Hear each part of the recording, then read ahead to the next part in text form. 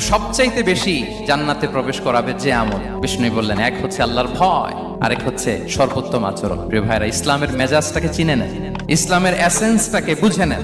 আমরা ভালো আচরণকে গুরুত্ব দিতে চাই না। অনেক নামাজি লোক দেখবেন নামাজ পড়তে পড়তে কপালে কালো দাগ ফেলে দিচ্ছে, বাসায় বউয়ের সাথে খারাপ আচরণ করে, খিটখিটে মেজাজের, প্রতিবেশীর সাথে শুধু ঝগড়া, কলিগদের সাথে ঝগড়া, মারামারি, দুঃসম্পর্ক, এরকম আছে না? নাই বলেন, আছে না?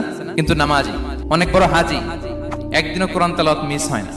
তো এত আবাদত করেও সে ইসলামের আসল এসেন্সটাকে ধরতে পারেনি। বিষ্ণু বললেন, সবচেয়ে বেশি জান্নাতে প্রবেশ করাবে যে দুটি আমল, একটি হচ্ছে তাকওয়াল্লাহ, আল্লাহর ভয়, আরেকটি হচ্ছে উত্তম আচরণ, সর্বোত্তম আচরণ। তো আমরা যেন উত্তম আচরণের অধিকারী হই, আমার স্ত্রীর সাথে যেন ভালো আচরণ করি, প্রতিবেশীর সাথে যেন ভালো আচরণ করি, ছেলে মেয়েদের সাথে যেন আমাদের অ্যাটিটিউডটা ভালো থাকে, আচরণটা ভালো থাকে, কলিগের সাথে যেন ভালো থাকে। বিশ্বনবীর আচরণ যেমন ছিল তেমন আচরণ যেন আমরা গড়ে তুলতে পারি। আওয়াজ করে পড়ুন আমিন।